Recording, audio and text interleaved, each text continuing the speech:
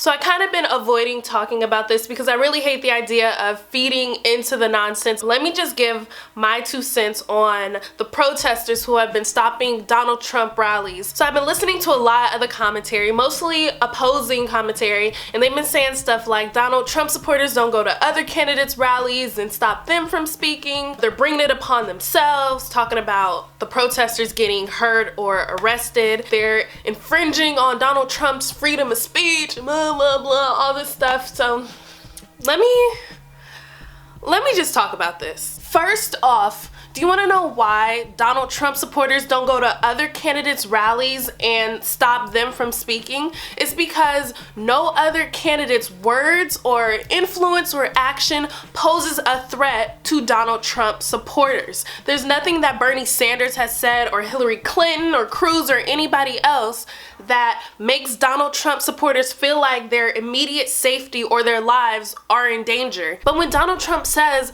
Muslims need an identification badge and they're terrorists and Mexicans are rapists and the KKK isn't a problem or whatever, for his supporters, his idiot supporters, meaning just about all of them, who believe that poses a threat to the people Donald Trump is talking about. With just his speech alone, it's dangerous for people who look like me. It's dangerous for other people of color. And this is only his candidacy. Imagine if he was to actually become president. But if that's your logic for declaring something okay because it's legal, let me remind you that slavery was once legal.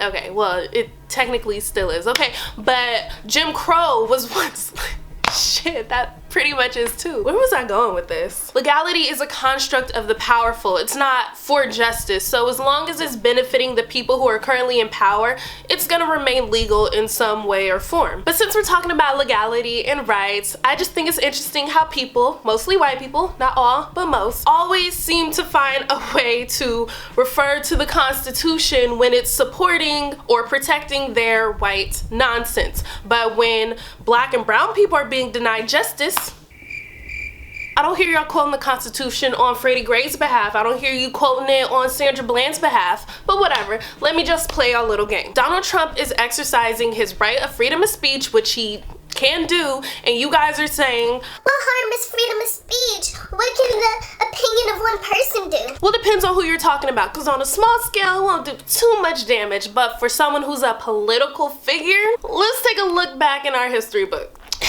Just find the right page here. Here we go. Franklin D. Roosevelt, after Pearl Harbor, caused many hate crimes against Japanese Americans, which also, they were sent to internment camps. George Bush, after 9/11, caused major Islamophobia, which caused countless of people of Middle Eastern descent to be stereotyped as terrorists and attacked, even still unto this day. Dreadful. Ronald Reagan's war on drugs caused black and brown people to be targeted and labeled as dangerous criminals. Criminals. And do I even need to mention Hitler? I don't think I do. Ow. And in case you didn't know, hate speech wasn't always so blunt. I mean, Donald Trump is pretty blunt. That's part of his appeal. But nowadays, since we live in this colorblind world, a lot of hate speech and racism is extremely coded. They use words like terrorist when they really mean Muslim, alien or immigrant when they're really just trying to say Mexican, thug when they're trying to talk about black people, mentally ill and misunderstood for white people. So the immediate damage isn't necessarily the speech itself, it's the violence and the bigotry that it legitimizes and instigates and encourages. So do I believe protesters were wrong for stopping Trump rallies? If they genuinely feel like they are being preventative of hate crimes in this country, so be it. Do I think anything was actually achieved from it?